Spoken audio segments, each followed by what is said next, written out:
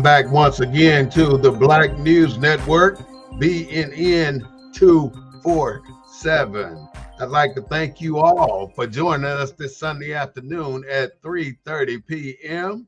And please, no matter what you do today, make sure you go to our YouTube channel and subscribe to us, as well as our Facebook page, and like us, and especially if you're sitting by your phone and you hear us make a comment that you don't like or a comment that you like, pick up your phone and give us a call at 210-241-5493. And we'll bring you on this show live and hear what you have to say.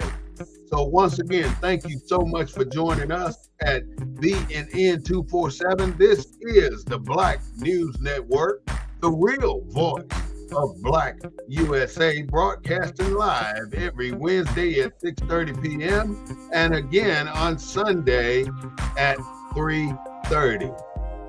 We don't own the rights to the music, but we do own the rights to what we say. I am your host, Brother Wall Smith Bay, joined today by my co-host and friend, Mr. Claude Foster. I say we want to thank you, Mr. Claude, for joining us. Go ahead and let me hear what you're talking about today. Well, good to hear from you, brother. Glad to be with you on this sort of wet Sunday afternoon here in Houston, Texas. Well, Pearland, Texas, to be exact location. Glad that we were able to come together another week and talk about issues pertinent to the Black community and hopefully share some introspective and retrospective insights into the issues that we're discussing. Today's talk is about the diversity, equity, inclusion effects on our community. Now, if you recall, we had what we call the Affirmative Action Program available for us for years. Now, I'm not going to go into when it came out, when it ended. I'm going to tell you what it was about. The affirmative action in the United States is the active effort to improve employment, educational, and other opportunities for members of groups. Now, this is where they always F us up. When they start talking about stuff for us, they always put words like for members of groups that have been subjected to discrimination. Now, everybody in America have been subjected to discrimination, but not at the level that we have been subjected to discrimination. And that is the difference. But no matter what, even when it comes to the Constitution, when it gets to something that benefits us, it's always about the group. It's always about the masses. It's not about the Black American. And that is the problem we have with all of this stuff.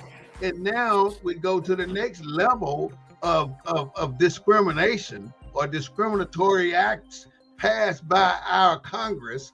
And we have to still suffer because we're too quiet. I don't know what the problem is. We don't talk shit about none of this stuff that tears us apart and breaks us down like we're pouring half milk and half coffee in a cup. So with that, I want to hear what Mr. Claude has to say. We're going to just start with the Affirmative Action Program and what happened when they took it out. And then we're going to move into the DEI. So anything on this, Mr. Claude? Well, first of all, any program, there has never been a program passed that I'm aware of post-Civil War that's been passed, even if you count the Civil War. Because the 13th Amendment not only freed the slaves, but it freed indentured servants. So there has never been a law passed specifically just for Black people. Yeah. The Voting Rights Act, the Civil Rights Act has never been affirmative action. None of these we have never had a value equivalent to where we've demanded rights just for us. I mean, when you look at reparations, I think the difficulty in the discussion about reparations and passing reparations is that it pertains to us. So DEI follows that historical tradition of, it's just a little bit more specific: diversity, equity, and inclusion. So now they got us in all categories, but that brings in a lot of other categories, because diversity, equity, and inclusion, meaning everybody that's left out. So even the marginalized people that has the greatest burden got to share. It goes back to this sharing this pie, right? Like the pie is already split so many ways, and we get to share that 1/3 of that pie, 1/4 of that pie with everybody else. So DEI, that's why I'm kind of reticent about programs like DEI and any of these laws that are so-called passed, that they don't really benefit African Americans. Not at all. I'm not crying over the fact that I think, given the results of this latest election, that DEI it's already been eliminated from colleges and universities. Yep. You look at affirmative action, when you look at Black contracting and Black opportunity in Texas, we're at the bottom. Yep. The very bottom. And it seems like we can't rise because everybody else is on top of us. There's no room to rise. So DEI to me just kind of follows in that tradition of legislation that includes us, but it's really not about us. That is something, and it's hard to swallow, but we have managed to swallow it every single time. And the key point that I just heard you say, Mr. Claude, was that there is no room to rise. And because when he says there's no room to rise, it triggers a thought in my mind that everybody and everything is standing on top of our shoulders and on our heads. And in order for us to rise, we got to shake them off of our shoulders and head.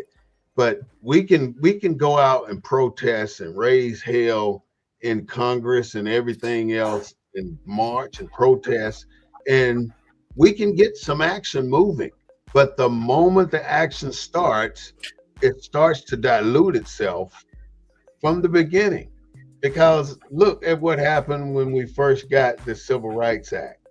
I mean, the Civil Rights Act was basically us raising all kind of hell, saying y'all got to do something in the White House and make us equal, or give us an opportunity to be citizens in this country.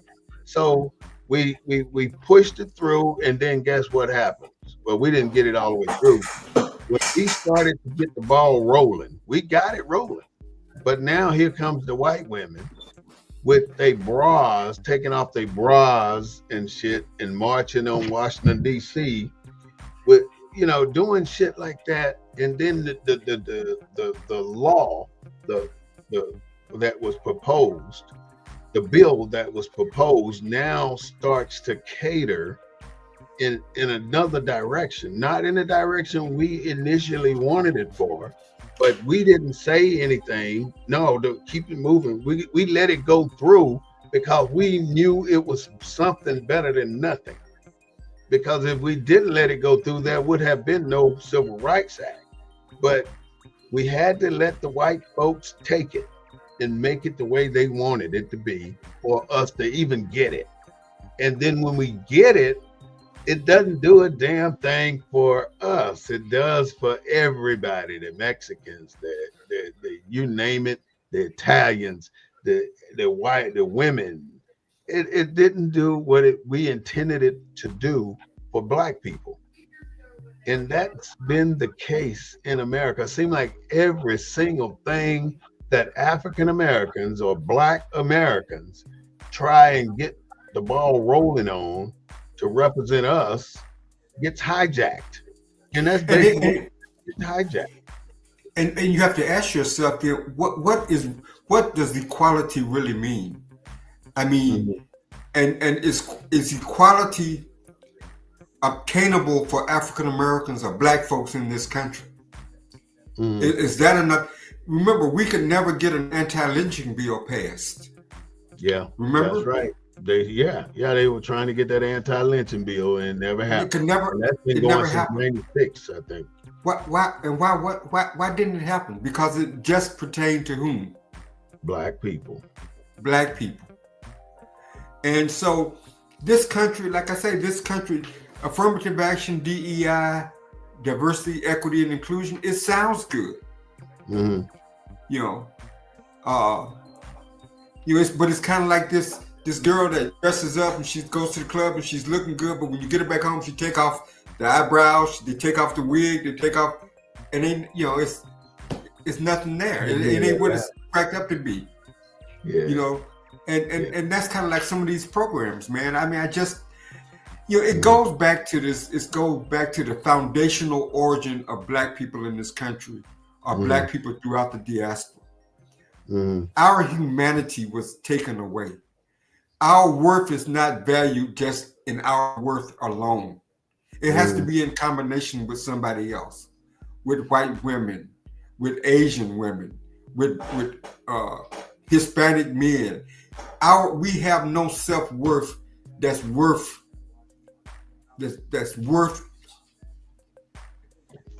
just us, if you know what I'm saying. Yeah. Our whole value is stipulated on on the inclusion of other marginalized groups. We have no value of our own. It seemed like our value was stripped away, and we've tried to get it restored through the passage of laws, like the Voting Rights Act, but it doesn't seem to have penetrated in terms of our qualitative worth in this country. I mean, what I ain't getting here though, Claude, is why is it that we can't get a single thing out of here? We've been here longer than anybody, any other nationality, any other race, and we have received the least recognition of everybody. And we have accomplished the least amount of recognition of everybody. Everybody got a niche in this country except us. And then I think about how can we file for, there's nothing. I'm just trying to figure out what is it? Because no other person in this country, on this continent, has been dehumanized like the Black man and Black woman has. Not just in America. What's with all these people, man? All these preachers, all these damn Black politicians. Why is it that they all want to be politically correct before they can be people correct? They're not our race correct. They won't correct us, but they'll correct themselves to be acting like the other folks over there. They won't bring Black people to the forefront because they think it'll make them look bad. I'm looking at everybody from the old civil rights leaders. If we go down the list, the only one that really hit the nail on the head for us was Malcolm X. Well, Malcolm X understood a certain reality that we're learning today. The political elites, the white political elites, are the white wealthy class. That's when Malcolm asked, when this woman asked Malcolm on the steps of the university, I forget the university, what can she do for the movement? And Malcolm said nothing. Ain't nothing you can do. But our politicians have embraced the political elites in this country, the white political elites.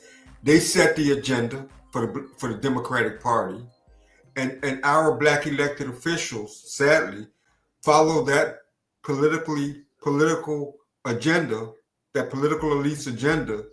And at the end of the day, you saw the results of it in this past general election.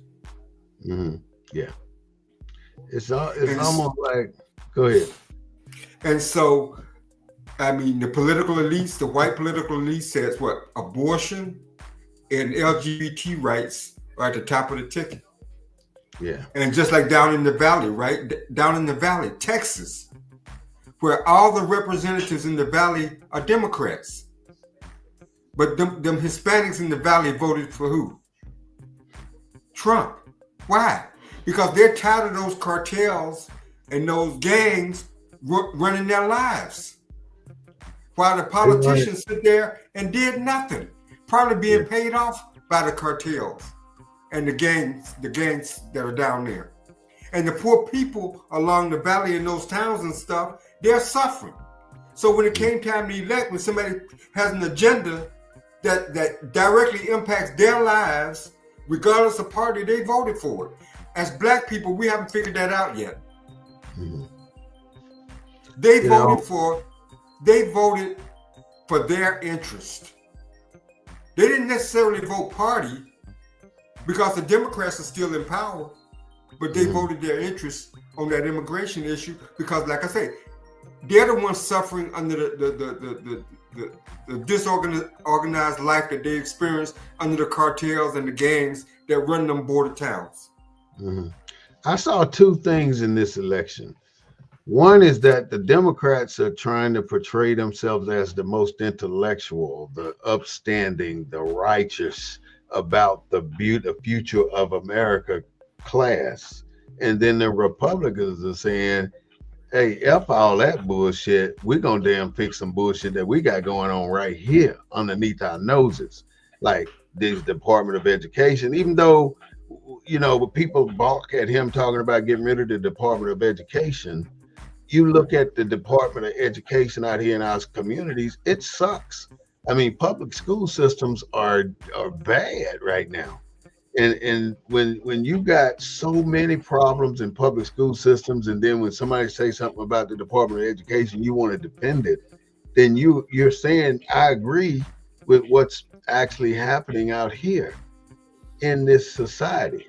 But on the other hand, those the Democrats, the upper scale people now, the Republicans don't care. They on the grassroots issues. They are on the border, like you just said, in the education system. You talk to most poor people whose kids are failing in these schools, they want vouchers. But the Democratic Party, in terms of its platform, are against vouchers. Mm-hmm. Vis-a-vis the people in the valley. Mm-hmm. We're against that open borders crap and the cartels coming in. And so they finally woke up. When are the people at the bottom of the well going to wake up and start voting? Mm-hmm. So that people, I mean, so when is that going to happen? I mean, voting. No, I don't think the people, I think the people voted, but I don't think enough of the people that Chuck always talks about representing, the people that Derek Bell calls the bottom of the well. I don't think. I can tell you why they don't vote though, because we wait 6 months before the damn election to start asking them to register. When that should be, this week should be a major milestone for voting registration. But if they got a child in school, that child been in school all year. That school ain't just started failing. Right. If they're working two jobs because one job just don't provide enough of income for their family, they didn't just start working the week before the election. Mm-hmm. So I mean, it's more to it than that. I think that there is a dependency. Mm-hmm. Sometimes I think the Democratic Party is a dependency party, where people, I think people tend to think that voting doesn't matter in terms of making a difference in their lives. You know, one of the things that politicians, money controls politics in America, and politicians take money from institutions or entities that are counterproductive to the African American community on one hand, and then tell Black folks to support an agenda on another hand, knowing that they're taking funding from the same institution that is destroying the African American community. The last campaign I actively worked on was the tobacco-free smoke campaign. Mm. And because menthol cigarettes have a historical history of destroying the black community. Menthol, that the tobacco companies deliberately targeted the African American community. Yet you have major institutions and major civil rights leaders that take funding from the tobacco company. R.J. Reynolds. R.J. Reynolds. They don't disclose that. Mm-hmm. They don't talk about that.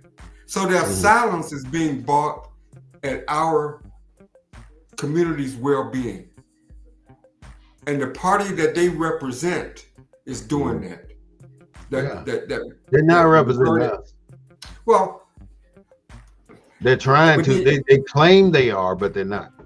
They're doing. Well, I think part of the argument is they said, well, you have a black voice in Congress.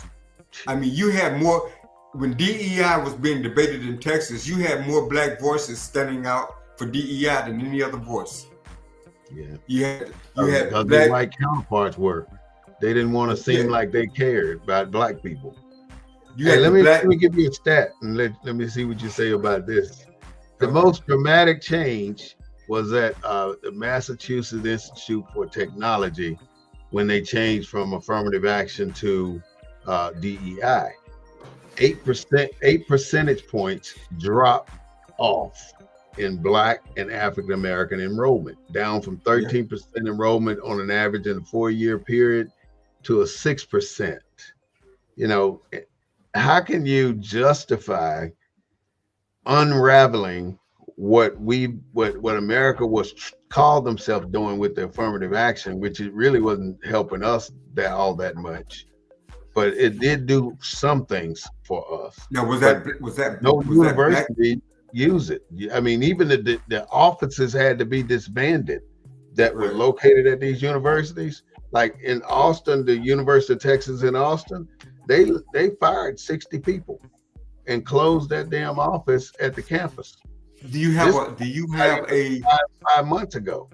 Do you have a number? How was that broken down? You said they hired 60 people. How many black? How many Asian? That's what they reported. That 60 people that worked in the diversity. I hear you. Office.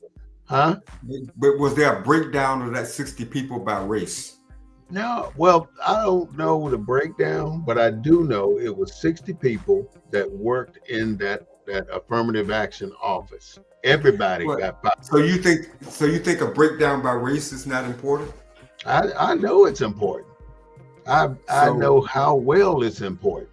But you heard the news like I heard it about all these different offices having to be shut down on university campuses. Not only in Austin, it's all over the country. They shut down the affirmative action offices. They had to close these offices. People got laid off from coast to coast in these offices because the federal government said it's no longer necessary.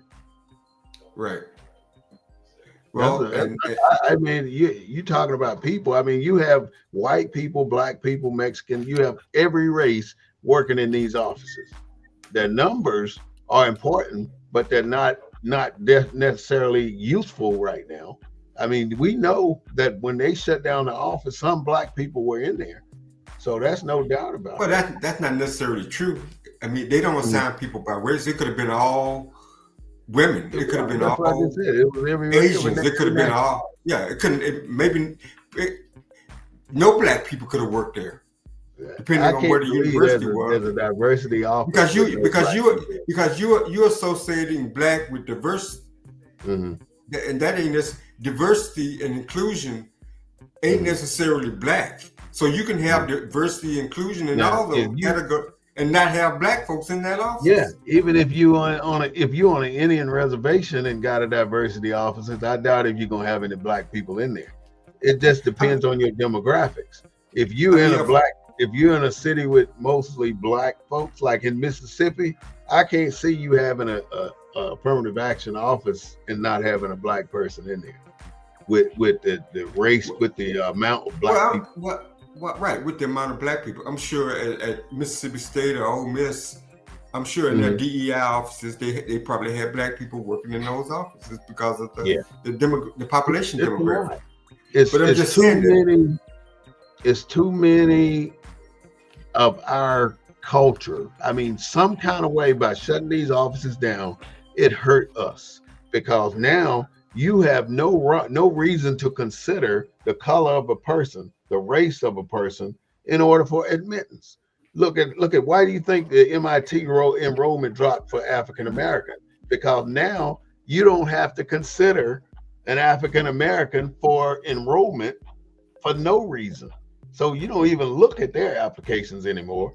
If you find out they're black, they get pushed to the side just like that, just because that there's no law requiring you to look at it. So it affects us wholeheartedly more than it affects any other race. Because, like you said in the beginning of our talk, we're at the bottom of the stratification system. Everybody else stands on our shoulders. We can't shake them off because no matter what we do, if we get past one group, we got another group to contend with. All the way up the stratification system, we have to fight every single class, race of people in order for us to get somewhere. I'll give you a good example. The Voting Rights Act. The people, or at least the people that I remember in Selma, and I was at Brown Chapel Church. I was a child, but I saw the faces. I didn't see no Asians out in the faces.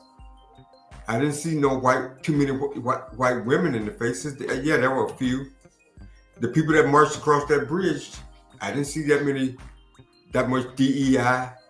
Did you see any white faces marching across the bridge? But there was a couple. There were a couple of white ministers from Boston who were associated with Dr. King that got killed in the movement. But I'm just saying that there wasn't a whole lot of DEI. I'm just saying that this country, when we look at the Voting Rights Act, right?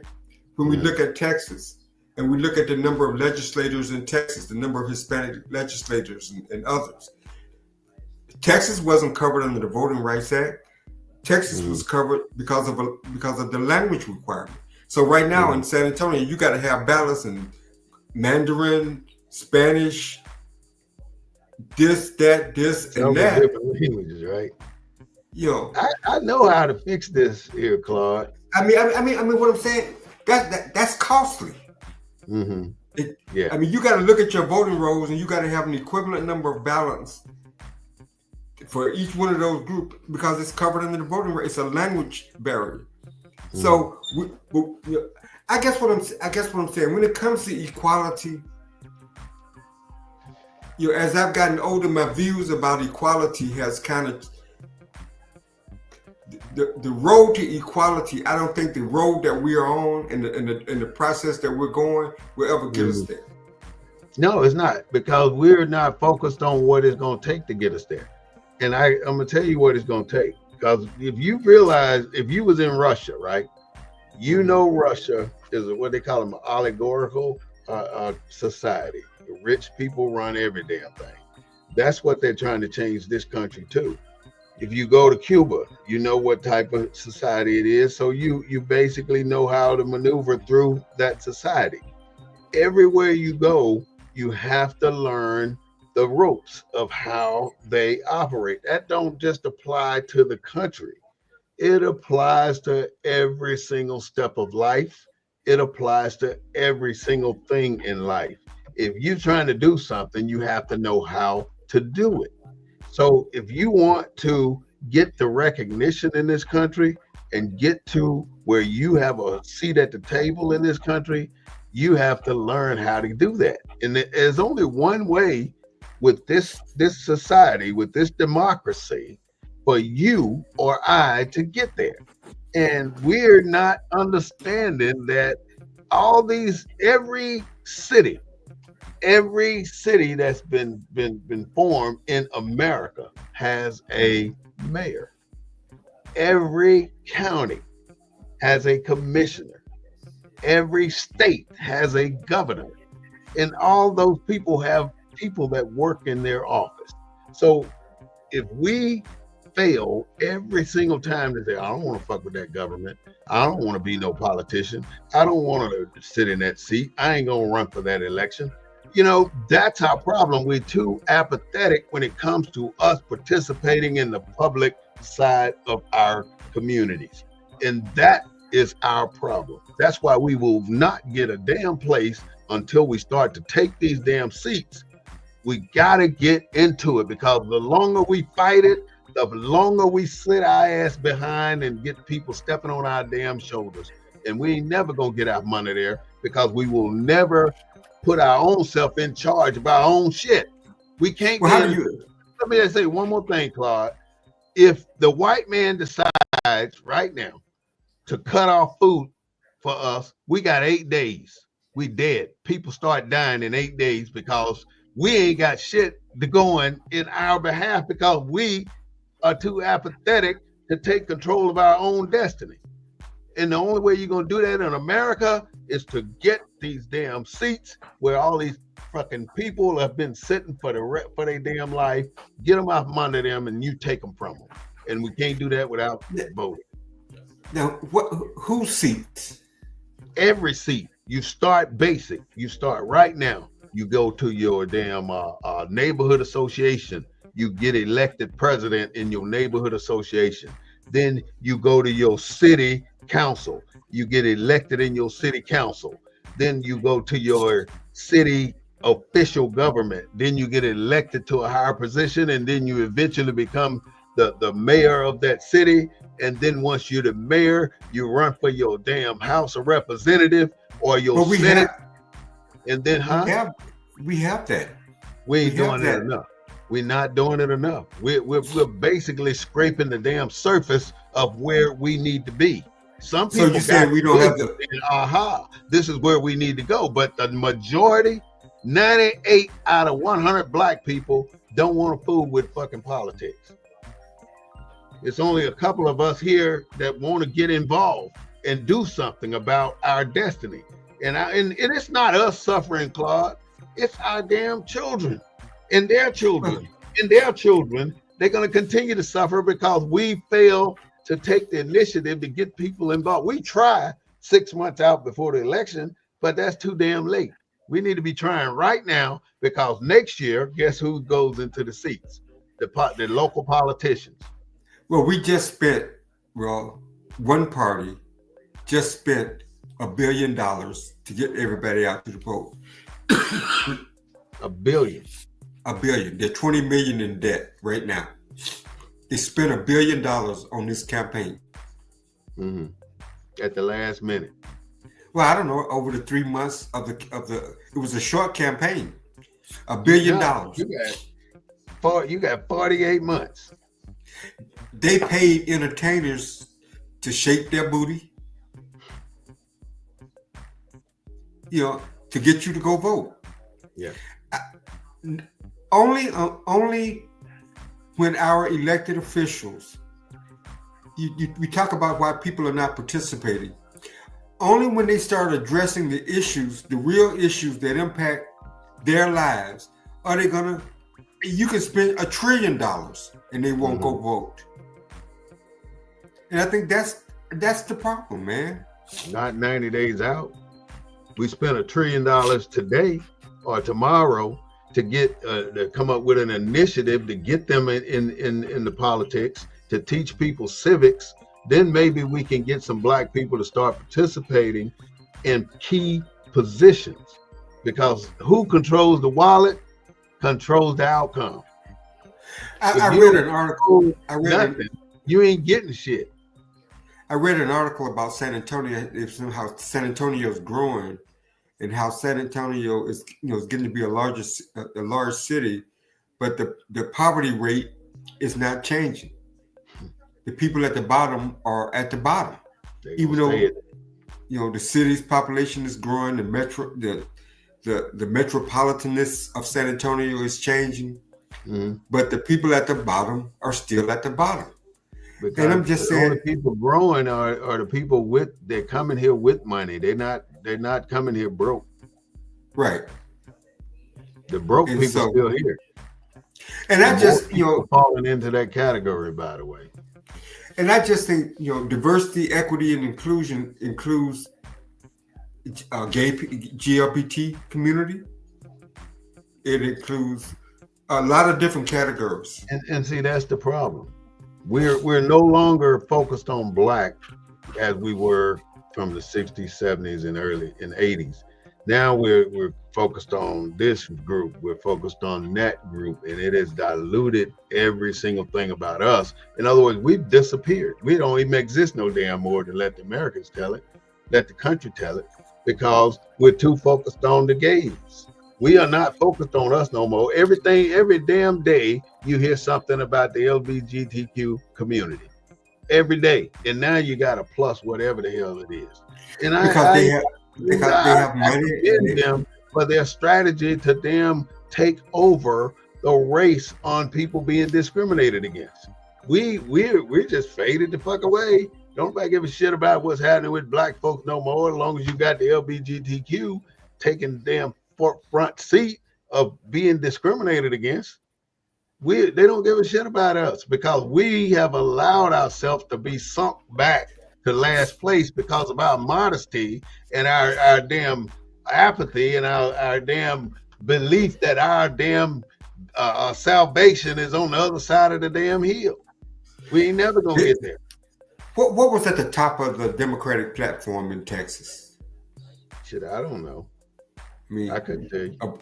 Well, I mean, I think the national they ran on abortion rights, correct? And I'm sure LGBTQ rights was at the top. Was at the top of that list. I guess what I'm saying is just like the people, just like those Hispanics, brothers and sisters down in the valley, stood up and voted what was in their best interests. And their best interest was not what the party interest was. Right. I don't think that we've gotten to that point. I don't think that we collectively have gotten to that point. And just like, it's like I was talking to a friend of mine earlier today. I'm blessed to have a black U.S. congressperson, a black state rep, a black state senator, a black county commissioner at all levels. And what really does that mean? That means that I got a politically elite class of people governing my interests, which for the political elite, which for the middle class black interest is no different than the middle class white interests. But for the majority of people that make up that majority minority district, they're poor. And so how are our black representatives representing that interest? Have you had a black supervisor in the military when you're growing up in the military? Yeah, my first one was. And how was that? He was a racist. I said a black man. He was racist. I mean, he didn't like black people. Yeah, I mean, the worst racism I experienced was black people. He was black. He hated himself. You seen the movie A Soldier Story? He was like the sergeant, the soldier story. Yeah. Yeah, that kind of black. And see, that's what I wanted. I admit that's where I was going with that anyway, because every single black, I had one good black supervisor growing up in the military, but most scared of their own shadow, scared of being fair out of fear of showing favoritism to somebody of his own kind. That's the worst kind of supervisor. He had to treat you the worst in order to seem like he was being fair. Fair, right. I've been in that situation before too. And I've had a black supervisor tell me, well, I gotta leave you room for improvement because you know, we're black. We have to do better. Right. That's some shit if I ever heard it. Room for but you giving all the white boys all the damn high marks. High marks. But you got to leave room for you to get better. Yeah. Yeah. Ain't that some shit? Because I used to call people like that afraid of their own shadow. Their shadow is black. And they're afraid of that blackness. And I mentioned that because you mentioned having all these black people in positions, but each of those black people are afraid of showing you the compassion and the interest to elevate you because they don't want to lose where they have made Well, it to. well, it's a little bit more Like you only see complicated than black that. people in the east side of San Antonio once a year, that they're fluent black people once a year, and that's at the NAACP dinner. They usually have it on somewhere on the east side, and that's the only time they come down there, and you don't see them for the next 11 months. You don't see them. You talking about the black social class? They're leaders. Yeah, they come black there and they look. tuck in they white shirts and black bow ties and $800 shoes, and every minister and pastor that's in the city that's black is down there at that dinner trying to get more members and all that bullshit. You know, it's the most pathetic thing I've ever seen in Well, my life. how many people at the bottom of the well go to that? I mean, all the workers there are from the bottom of the well, but Chuck told me all the workers were the only way Hispanic. a person at the bottom of the well go to that is they got donated tickets, because the tickets are like $75, $100 a head, Right. and you got 300 to 400 people there, maybe more. You know. So what are they talking? I mean, you know, I come out of the NAACP leadership, so I'm not going to criticize the NAACP. The NAACP has done a lot of good work. I'm a member too. But I've come to understand that the NAACP, the strategy, the focus on integration. We could have learned something from the Jewish community, right? We could have learned this in Selma. In Selma, the Jewish community had their own synagogue, they had their own church, just like we had our own churches. They had their own schools they send their kids to. So they didn't have to worry about getting the wrong kind of education or getting undereducated. They sent their kids to Jewish schools, right? Mm-hmm. And then they had their own businesses, right? Correct? Mm-hmm. Yeah. Isn't that what we had as black people? Before integration. Didn't we have our own schools? Before the black church, didn't we have our own church? The black church was different than the white church. It was ours. White folks left us alone. Before integration, we was on the right trajectory before integration. The black church created black schools where we got educated, right? Mm-hmm. And then the black schools educated the college educated men and women who went back into black schools and taught the black kids, right? Right. We had our own neighborhoods, didn't we? Yeah. And we had our own businesses, right? Mm-hmm. So isn't that what the Jewish people had? But what happened at ours? Integration. Mm-hmm. Why did we fall hook, line, and sinker for integration? The white man, I had a friend tell me all the time, he said, racism didn't come into play till we started on white people's shit. As long as we had our own stuff, the white man wasn't messing with us. Unless something happened to the white woman. And the white man said the black man did it. That's another whole story about the white liberal woman. We know how that goes. And that played out in this election. Mm-hmm. Because you see who the white liberal women voted for. Yeah. Their interest was their protector, just like it's always been. Who? The white man. Mm-hmm. He voted for Trump. You think the white woman was gonna vote for Kamala against the interests of a white protector, her white husband? Come on, man. That wasn't gonna happen. Never expected it, because that's who they were gonna thought, but some Democratic liberals thought that was gonna happen. Thought that abortion. How bad it got, they didn't give a damn. How much he paid Stormy Daniels, it didn't matter. It doesn't matter, because now he got all the money at his exposure. He can do what he wants. But I wanted to read one more thing. Away from her, the interest of her husband. I wanted to tell you what the definition of the new affirmative action program is. Diversity, equity, and inclusion are three different but interconnected concepts. They work together to create an environment of respect and fairness. Do you believe it? Or do Read you? that again. Read that again. Diversity, equity, and inclusion are three different but interconnected concepts. They work together to create an environment of respect and fairness. But see, look at how far it is from what the affirmative action program is. It's two different programs. So why would you want to eliminate affirmative action and then create this bullshit? There's no equivalence to the two. That's where it's all. I mean, they want to take away something from us and give us something totally different. Like we supposed to say, damn, this is the replacement. We know better than that.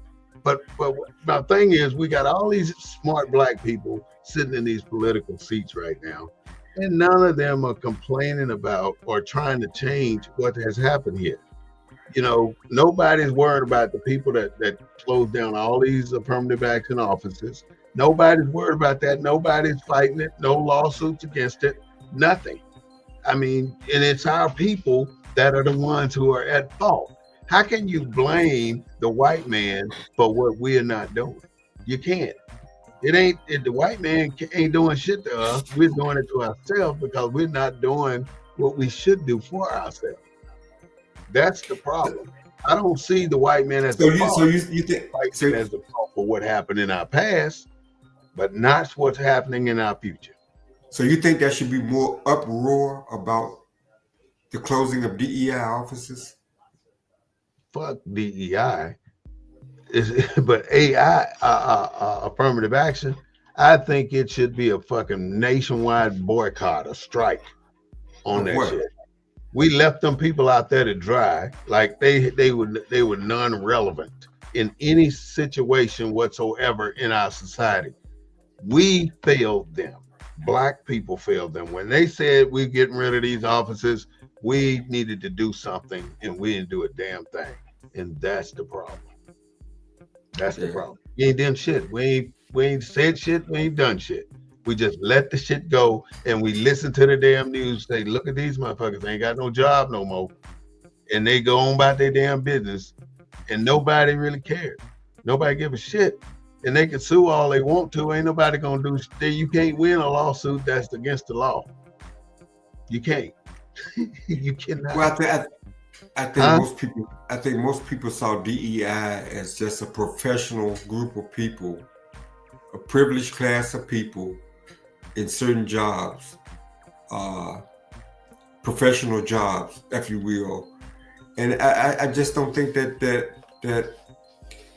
I think anytime you take something and you expand it and you dilute it, people are going to start demanding that it go away. The same thing about initially when affirmative action was assumed to be about the disinvestment, disenfranchisement of black people. But once you expanded it and took it outside the parameters of what the original intent was, you upset the majority. You upset. Now they're using programs that were designed for us, filing lawsuits claiming that they've been reverse discrimination. So I mean, in order for it to be reverse discrimination, it has to be discrimination. You know, how can you discriminate against people? See, discrimination can't be an individual. It has to be a people. How can you discriminate against? They claim reverse discrimination against a class of people. Whites are saying, but they talking about white folks. Right. White folks have been in control of everything since we walked off the plantation. Yeah, but we've never been in control of things at the level they have. You got legal groups that have been formed that's got affirmative, got civil rights in their title that don't have nothing to do with the traditional meaning of what civil rights mean. Like the Daughters of the Confederacy. Well, I mean, not. I'm talking about literal groups out there, civil rights groups that are out there dismantling civil rights by saying that the law specifically designed for one group are discriminatory against the very group that were doing this, that was doing the discrimination. I mean, that's how tricky laws can be. Slippery slope. That's what you're saying. It's a slippery slope. So, I mean, so be careful what you put down in writing. Be careful what you ask for, because it'll come back to be used against you. And so that's why I said we got to be smarter than the problem. Our policymakers have to be smarter than the problem. If like let's just say we get paid for slavery. What's the term I'm looking for? Reparations. Mm-hmm. What if some other group comes along and say, what if the Chinese who worked on the railroad said we never got paid? But they did. Yeah. They got reparations. They got paid. I don't think they called it reparations, Mm-hmm. but we can't get it. And once we get it, other groups are going to demand it. And so And look at Tulsa, Oklahoma, man. They've been in court for the last 25, 30 years. And then they finally just dismissed the whole damn case on a $1 trillion lawsuit. You can't tell me it ain't obvious that they owe these people money. Everybody knows that they owe these people money, but yet some judge agreed that no, they ain't got no case, so they dismissed it. But this is the American way. No matter, once you prove that you've won, that you've been discriminated against, then they prove that it wasn't their fault. And that's what they did. The city of Tulsa proved that it wasn't the city's fault that all the citizens went over and kicked y'all ass and burned y'all stores and tore and killed y'all people. It's not our fault. So we don't know where you get your money from. Huh? What'd you say? No, I didn't say that. So the affirmative action, I want to read that one more time, because that is so important to know the difference between affirmative action, what we had, and what they presented us with. The affirmative action program, the active effort to improve employment, education, and other opportunities for members of a group that have been subjected to discrimination. Now that's the affirmative action. The diversity, equity, and inclusions are three different but interconnecting concepts. They work together to create an environment of respect and fairness. How different are the two? Affirmative action, an active effort to improve employment, education, and opportunities for members of a group who have been subjected to discrimination. Subjected to discrimination ain't got nothing over here. It says an environment of respect and fairness. For who? See, they didn't say nothing about a group. They mean for anybody, for white folks, black folks, and see, all these people telling us we need to get over fucking slavery can boy, you just don't know what I was about to say.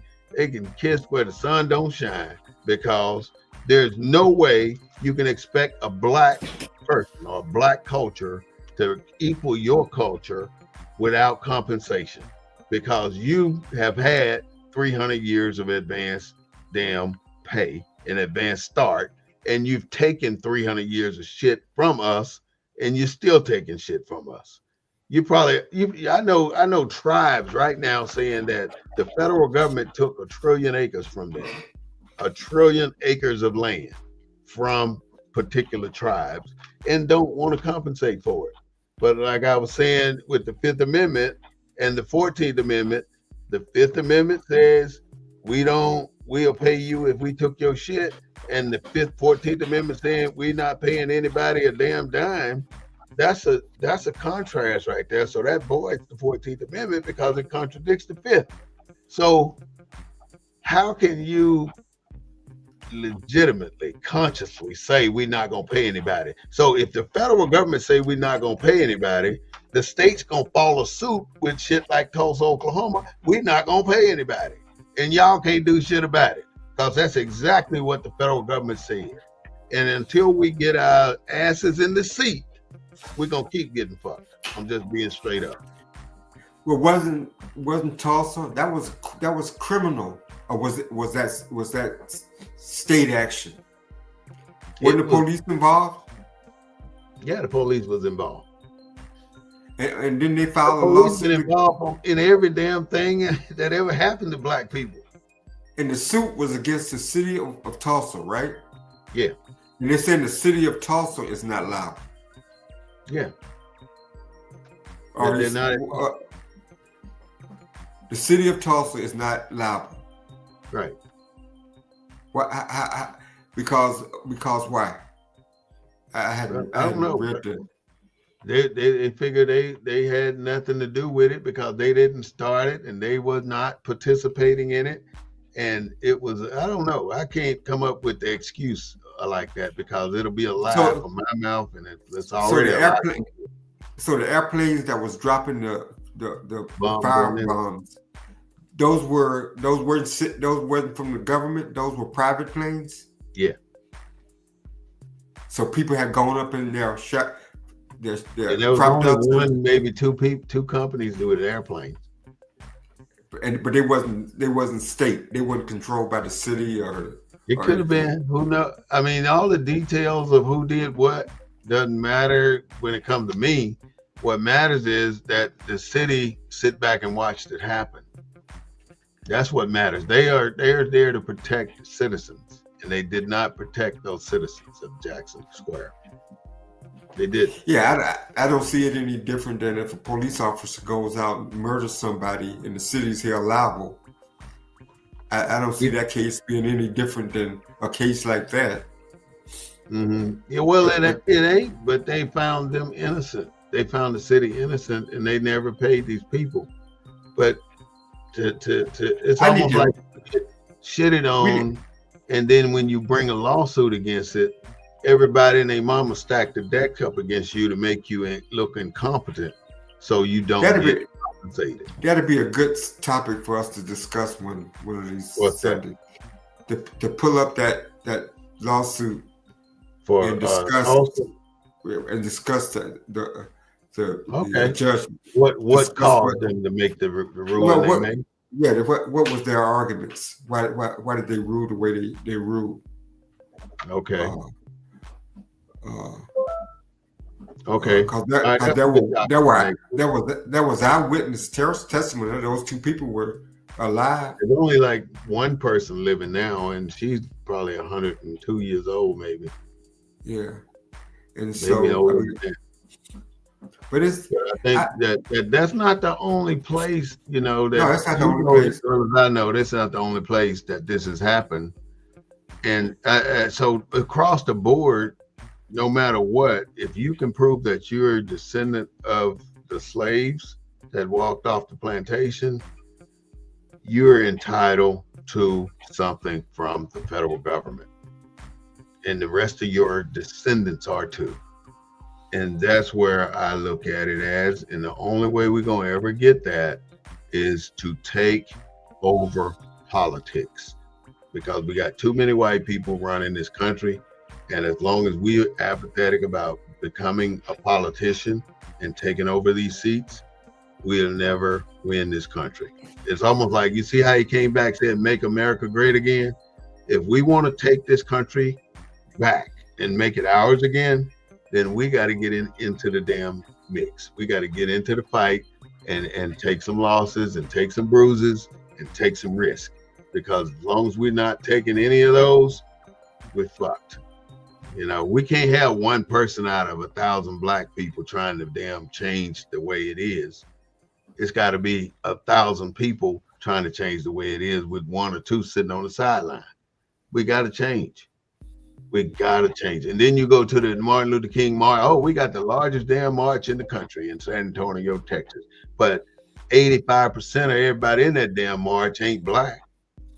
And how does Black San Antonio benefit economically? They don't benefit for shit. You have a few of the same vendors every year down there selling turkey legs. Does white San Antonio turn out to watch the parade?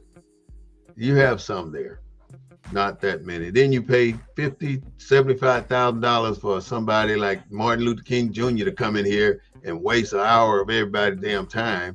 for all that fucking So, money. so City white money. San Antonio doesn't line the streets. You have people, you know, you have Mexicans, mostly Mexicans than anything. Where's the white people? They in there somewhere. I'm not gonna say none, no white. Well, HEB sends a bunch of white people there every year. I don't know where the white people at. Shit, you asking the wrong damn person. I don't do the count.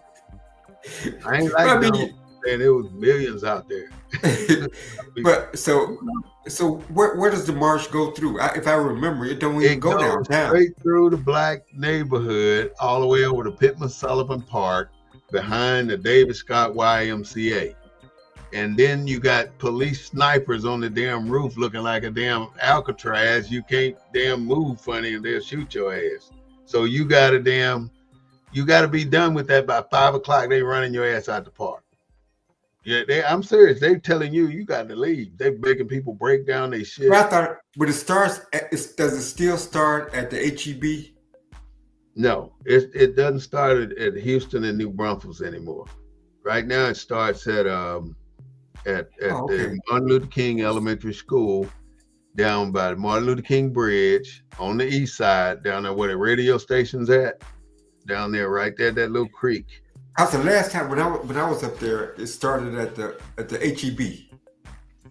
No, I went a couple of times when it started there, but no, it moved downtown. It moved down to the Martin Luther King Elementary School. But see, this is the irony about this whole shit. Why are you starting the march where it should be ending at the Martin Luther King Bridge and the park, the Black Park right there?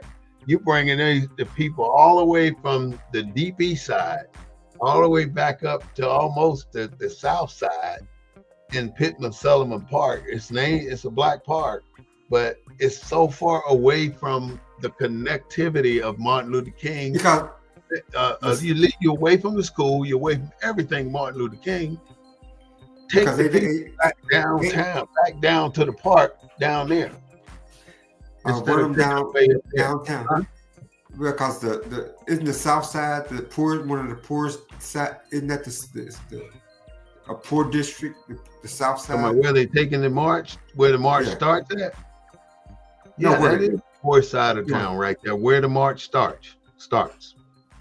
They taking them from from down there. But then when you down there at 9 o'clock in the morning, you really ain't nothing going on. You just waiting to start marching. And then you go up the damn street and you go up the damn hill and you end up at the park, and that's the end of the story. But I just think it's most ass backwards planning and acceptance of some shit that ain't what it should be. Why do you think? Why do you think? Mad at me because I fuss about any damn thing that I don't think is right. I don't give a fuck who's doing it, and I don't think that anybody in their right mind would be starting that march up there at the Martin Luther King Elementary School. They should be ending it there, where they can go to the park right there by the school, which is where the black people hang at. Don't no black people hang up at no damn Pittman Sullivan Park. It's a beautifully landscaped, beautiful baseball diamond right behind the YMCA, and nobody use that damn field unless it's the MLK March. That's shit. That's probably why they do it. But somebody black trying to use that damn park down there all the time. And then this is the worst part about it, Claude. They built a $2 million stadium down there, right by the park, by the MLK school. Nobody knows it's there because it's hidden in the back of the fucking woods, and you got to take a back road to get to it. Nobody knows it's there. So the fucking stadium just deteriorating because nobody's using it, and it's brand fucking new. I can't believe it. I mean, who in their right mind would put that stadium down there and not use it? Why would the city allocate money to put a stadium there and not use it? I'm fucking lost. That stadium is going to waste right now. A brand new one, football stadium. It's beautiful though. And you can't use it even without authorization from the city. Yeah. Well, it's been a good discussion, but I would like for us to talk about that that Tulsa case to find out why did the court rule the way they ruled. Okay. I've never read it, but between now and next Sunday, I'm gonna pull it up. But I think it'll be a good show, a good topic to discuss, given So next where we are talking about we'll talk affirmative about action. we'll talk about the Tulsa decision. So, Yeah. Claude, go ahead and take us out. We've been here an hour, so go ahead and take us on out there. I'll come in after you. Well, no, it's always a great show, always a great discussion. Like I say, hopefully our listeners can understand what we were discussing and our points of view. I think this election was really a momentous moment for this country. And we was talking about why people at the bottom of the well don't vote. I think they did vote. I think they woke up. Mm-hmm. But I don't think I think they surprised the people that represented them by voting not so much along those lines, but voting their interests, what was important. Mm-hmm. I mean, when only 42% of Black folks turned out in Detroit, Michigan. Mm-hmm. How you gonna win Michigan if the voters in Detroit don't vote? You're not. Yeah. They didn't turn out in Pennsylvania. Mm-hmm. So even if they didn't go in and cast a vote, they voted. Mm-hmm. Because they told the party that allegedly represents their interests that you're not representing us, that these issues are not important to us. Yeah. So I think this is the first election where either the voters' absence at the poll sent a strong message as if they voted. Mm-hmm. So I think if there is a lesson learned, and I've been talking to people about, it's difficult sometimes to talk about politics anymore. Even though I've worked in politics, I've been a part of politics my whole life. I think it's difficult to be honest in politics. Yeah. And I think what we try to do on this show is be honest. Yeah. And speak truth to power. And so I look forward to our show next week and thank our listeners for joining in to be in 247 this week. All right. Thanks a lot to Mr. Claude Foster, the founder of CGA Consulting Group, speaking truth to power. We want to welcome him back next week, and we're going to do exactly what he said. We're going to talk about the decision on the Tulsa, Oklahoma riots, what they did in Tulsa, how they figured it out, what they were going to do. So take care, Claude. We'll see you next week. Thank you so much for tuning in to the Black News Network. He did mention some very important key points. This election was a different type of election. Many people chose not to vote because they said, fuck it, we ain't doing shit. We're not going to participate. But I'm here to tell you all, my people, that we have to figure out a way to take these political office seats, because if we don't, we're really never going to be able to make a damn change in anything. And the start is the local elections. We can't keep worrying about these fucking presidents because they ain't doing shit for us or against us anyway. We got to start right here at home. Start with your local damn housing or wherever you live, your associations. But just take a local position somewhere and join a local group somewhere and do something with it, because that's where you start learning your political movements and how to move in the political side of the city. You got to learn that stuff, because Robert's Rules of Order ain't no joke, and you need to know it if you plan to go into politics. So I want to say thank you so much for joining us to this Sunday on the Black News Network, BNN 247 at YouTube. Please subscribe. Go to Facebook and like us on Facebook, and you can also send us a donation too if you choose to. I'm Wall Smith Bay, your host. I hope you have a good day today and a better day tomorrow. I want to thank you so much for joining the Black News Network, the real voice of Black USA, broadcasting the news from a Black perspective. We do not own the rights to the music, but we do own the right to what we say. For that, I want to say, please take care, and I will see you on Wednesday at 6:30 p.m.